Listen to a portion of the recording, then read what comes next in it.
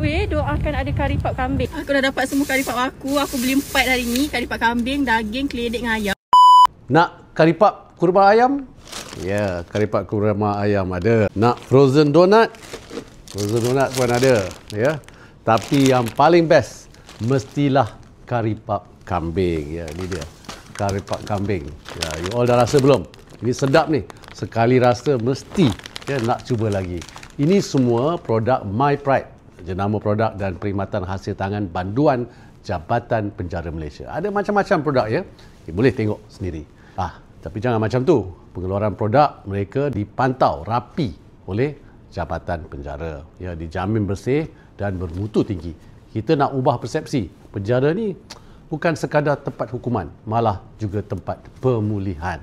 Kita sokong produk My Pride. Kita bantu mereka bina semula kehidupan.